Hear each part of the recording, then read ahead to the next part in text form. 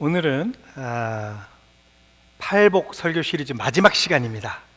마지막 시간. 그래서 오늘은 먼저 팔복의 말씀 마태복음 5장 1절에서 10절 말씀을 다 같이 읽고 시작하겠습니다. 함께 봉독하겠습니다. 예수께서 무리를 보시고 산에 올라가 앉으시니 제자들이 나아온지라. 입을 열어 가르쳐 이르시되 심령이 가난한 자는 복이 있나니 천국이 그들의 것이며 애통하는 자는 복이 있나니 그들이 위로를 받을 것이며 온유한 자는 복이 있나니 그들이 땅을 기업으로 받을 것이며 의에 줄이고 목마른 자는 복이 있나니 그들이 배부를 것이며 긍휼히 여기는 자는 복이 있나니 그들이 긍휼히 여김을 받을 것이며 마음이 청결한 자는 복이 있나니 그들이 하나님을 볼 것이며 화평하게 하는 자는 복이 있나니 그들이 하나님의 아들이라 일컬음을 받을 것이며 의를 위하여 박해를 받은 자는 복이 있나니 천국이 그들의 것임이라. 아멘. 예수님께서는 당신을 따르는 제자들에게 주님으로부터 오는 8가지의 진정한 복에 대해서 지금 설명해 주고 계십니다. 팔복이 말하고 있는 복은 사회적 통념, 문화적 사고, 일반적 상식 등과는 전혀 다른 것입니다. 사람들에게 당신에게 있어서 복이 무엇입니까? 라고 물어본다면 아마도 경제적 풍요로움, 여가 시간, 충분한 기회, 좋은 경험, 명예, 권력, 선택의 자유 등을 꼽을 것입니다. 그러나 예수님은 심령이 가난하고 애통해야 하고 온유하고 의에 목말라 하고 긍휼히 여기고 마음이 깨끗하고 화평하게 하는 것이 복이다, 이렇게 말씀하고 계십니다. 그리고 예수님은 여기에다가요 한 가지를 더 추가시키십니다. 바로 의를 위하여 박해를 받는 것이 복된 것이다 라고 말씀을 하십니다. 그래서 오늘의 말씀 마태복음 5장 10절인데 제가 이번에는 세번역 성경으로 읽어드리겠습니다. 의를 위하여 박해를 받은 사람은 복이 있다. 하늘나라가 그들의 것이다. 근데 이 구절은요 그냥 단순하게 생각을 해도 상식적으로 이해가 되지 않는 구절입니다. 박해를 받는 것이 복이 있다라는 말씀은 일반인들에게는요 도저히 이해가 되지 않는 것입니다. 이것은 마치 우리가 두 번째 주에 말씀드렸던 것처럼 애통하는 자는 복이 있다와 비슷한 맥락이에요. 우리가 이번 설교 시리즈를 통해서 반복적으로 이야기를 나누었지만 세상의 관점으로 볼 때 팔복은 복이라고 할 수 없습니다. 마음이 가난하고 애통하고 온유하고 의에 줄이고 그리고 목마르고 긍휼히 여기고 마음이 청결하고 화평케 하는 사람을 누가 복이 있다라고 이야기를 하겠습니까? 세상 기준으로 볼 때는요 이런 사람들은 바보 같고 빼앗기는 사람들이지 결코 복받은 사람이 아닙니다. 더더군다나 오늘 마지막 8번째 복은요 더합니다. 의를 위하여 박해를 받는 사람이 복이 있다라고 지금 예수님이 말씀하고 계십니다. 아무리 의 때문이라고 하지만요 박해를 받는 것이 어떻게 복된 것입니까? 그리고 왜 의를 위하는데 박해를 받아야 합니까?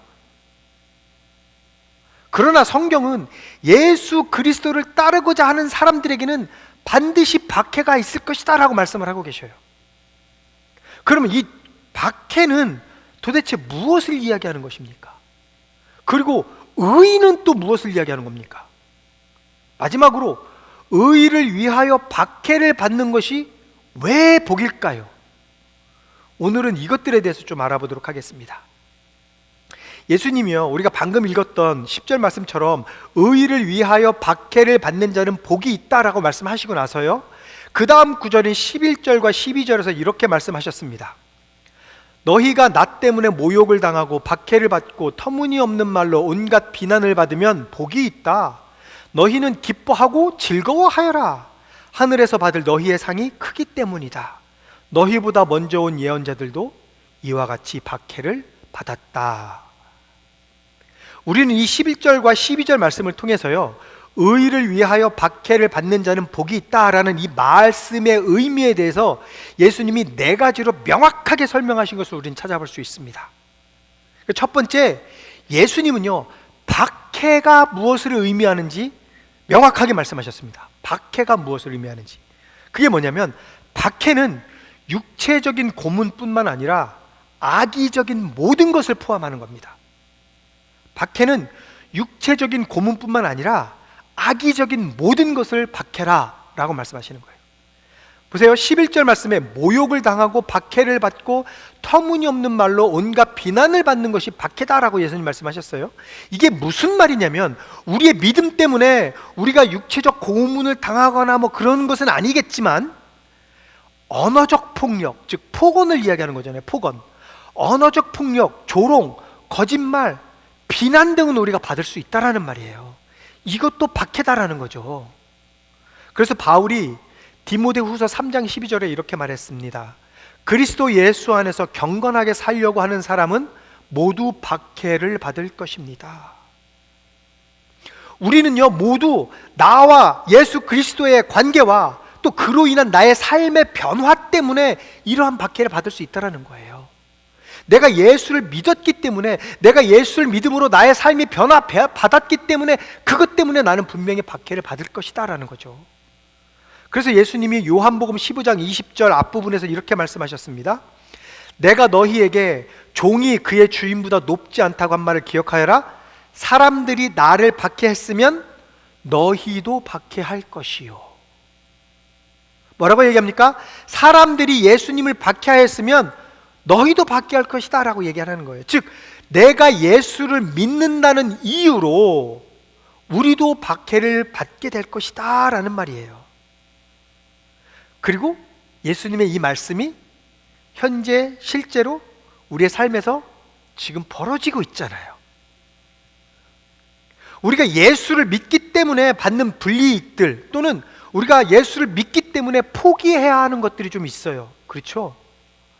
그래서 내가 신앙생활을 위해서, 내가 믿음 생활을 위해서 내가 어떠한 불이익을 받게 될 수도 있을 때, 또는 내가 손해를 감수하고서라도 무언가를 포기해야 할 때, 그때 우리는요, 나와 예수님의 관계에 대해서 확인할 수 있는 기회가 되는 거예요. 내가 내 신앙생활을 위해서 이거는 절대 포기 못해. 내가 교회 안 가도, 내가 신앙생활 안 해도 내가 이건 포기할 수 없어. 나는 이걸 포기하는 한이 있더라도 나는 주님 앞에 나가는 걸 나는 포기할 수 없어. 이럴 때가 나와 주님과의 관계를 다시 한번 확인해 볼 수 있는 기회다라는 거예요.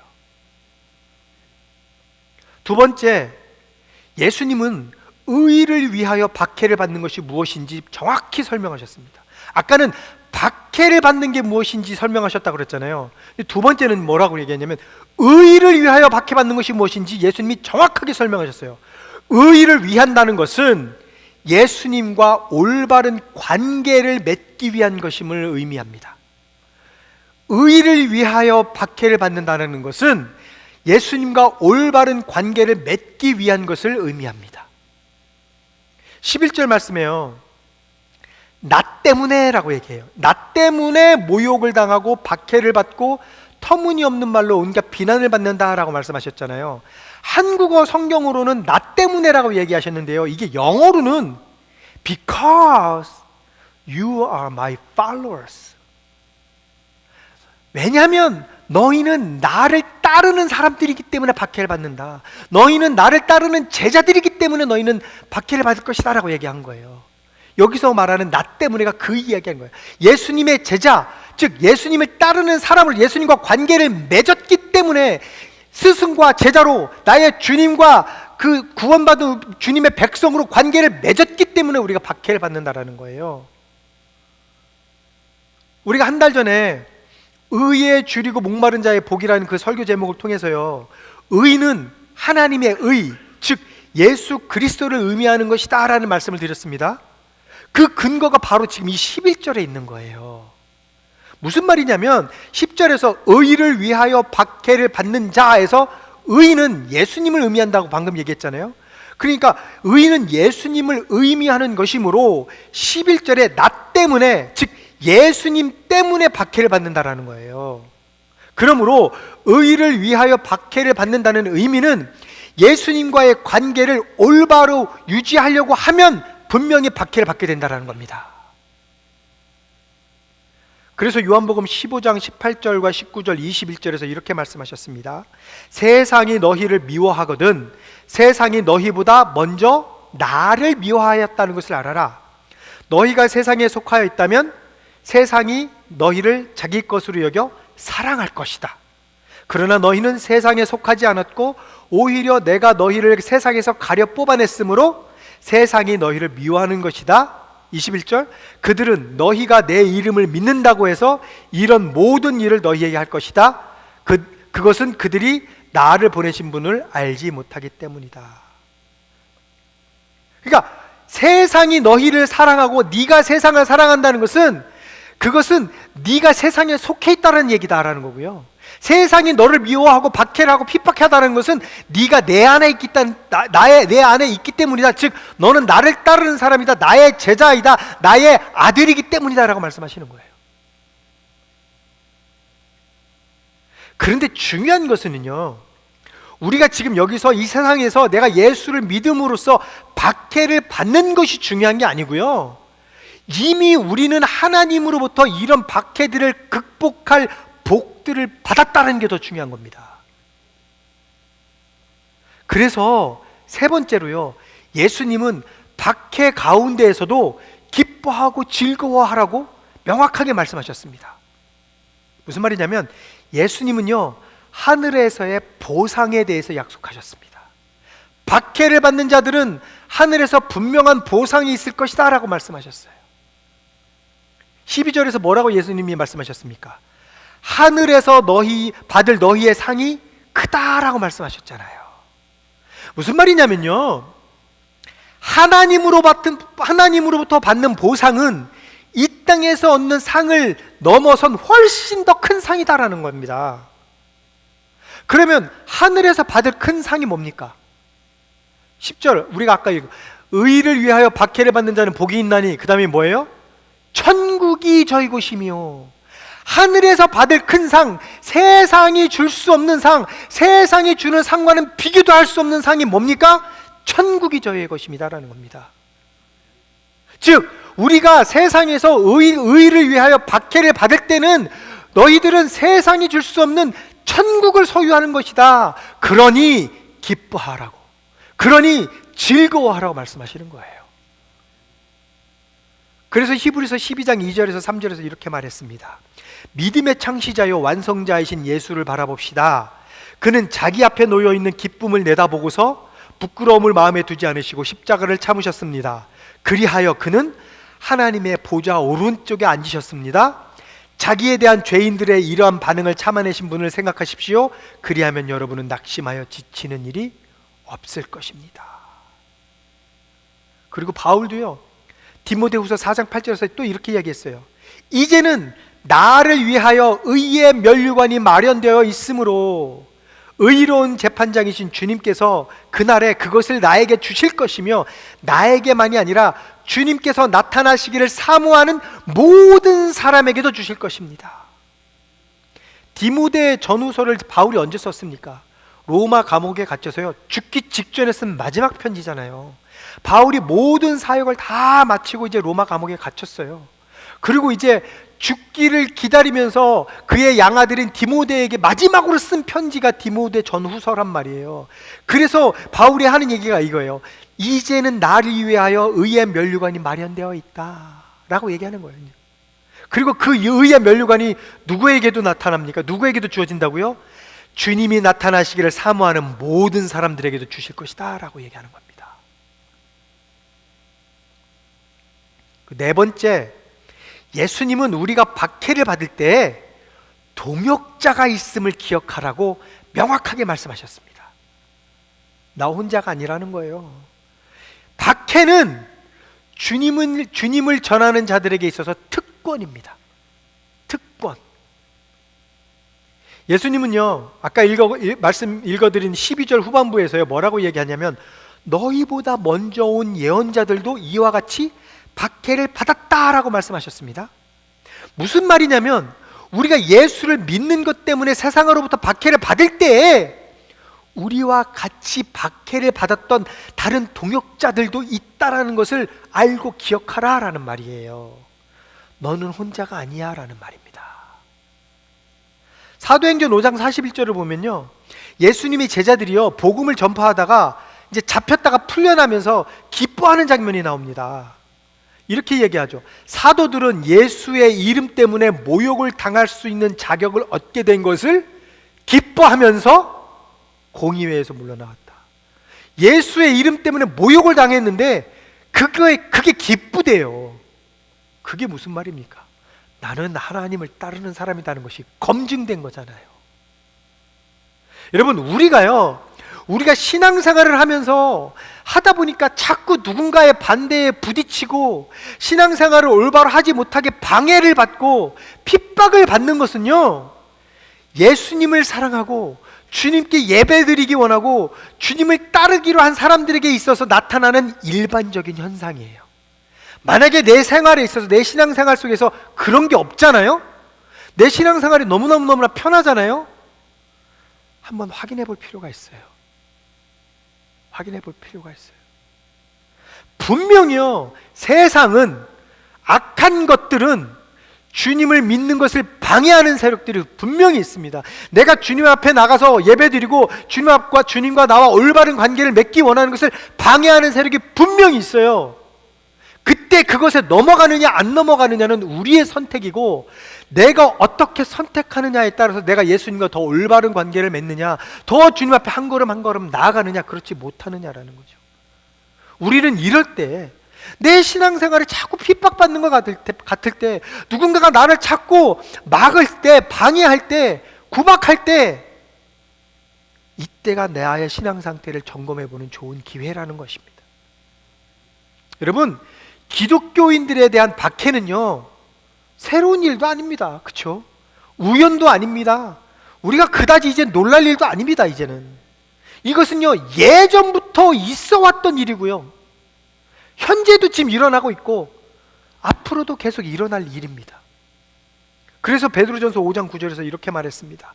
믿음에 굳게 서서 악마를 맞서 싸우십시오.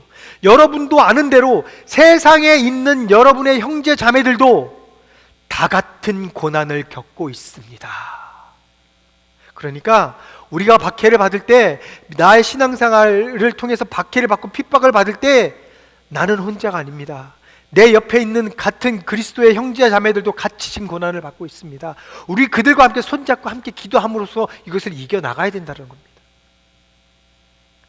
말씀을 정리하겠습니다. 우리가 세상에서 박해를 당할 것이지만 걱정할 필요가 없는 것은 예수님이 우리에게 이것들을 넉넉히 이길 힘을 주셨기 때문입니다. 그래서 예수님이 요한복음 16장 33절에서 이렇게 말씀하셨습니다. 내가 이것을 너희에게 말한 것은 너희가 내 안에서 평화를 얻게 하려는 것이다. 너희는 세상에서 환난을 당할 것이다. 그러나 용기를 내어라. 내가 세상을 이겼다. 아멘. 그래서 우리는 이미 천국을 소유한 것이고 애통해서 위로를 받는 것이 아니라 이미 우리 안에는 하나님의 위로가 있기 때문에 애통함을 견뎌낼 수 있는 겁니다. 우리는 하나님으로부터 이 모든 복들을 받고 있는 자녀이기 때문에 이 팔복에 나오는 그 모든 박해들은 더 이상 우리에게 박해가 아닌 것입니다. 그래서 팔복이 우리에게 축복의 말씀인 것입니다. 왜냐하면 이것들은 우리가 크리스천이다라는 것을 증거하는 것이기 때문입니다. 팔복은요, 이게 핵심이에요. 이게 이러한 고난과 박해와 어려움과 힘든 것들을 통해서 우리가 하나님의 자녀임을 증거하고 확인시켜주는 것이다라는 말이에요.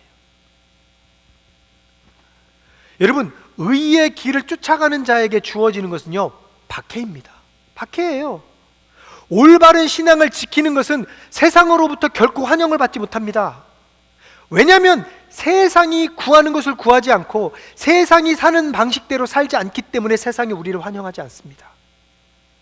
세상의 다른 것들보다 예수를 구하고 힘의 논리보다 사랑과 용서의 논리로 나아가기 때문입니다. 그러니까 세상이 우리를 환영하지 않습니다. 만약에 우리가 세상과 아무런 문제 없이 화목하게 지내고 있다면 어쩌면 지금 우리가 잘못된 삶을 살고 있는 것일 수도 있습니다. 그것은 우리가 세상과 같은 방향으로 걷고 있기 때문에 세상이 우리를 미워하지 않는 거예요. 사탄은 아주 교묘한 방법으로 우리를 핍박합니다. 자본주의와 인본주의로 우리의 신앙생활을 몰아갑니다. 예수를 믿게 합니다. 예수를 믿되 하나님 중심, 예수님 중심의 그런 것이 아닌 사람 중심으로 예수를 믿게 한다는 거예요. 여러분, 예수를 위해서 믿습니까? 나를 위해서 신앙생활을 합니까? 우리가 예수를 위해서 산다고 하면서 혹시 나를 위해서 이 자리에 앉아 있지는 않습니까? 우리 고민해 봐야 됩니다. 우리는요, 이걸 놓고 하나님 앞에 기도해 봐야 됩니다. 요즘 들어서 특히나 사탄은요, 인본주의를 기독교 신앙에 접목시켜서 굉장히 그럴듯한 논리로 신앙을 흔들어 놓습니다.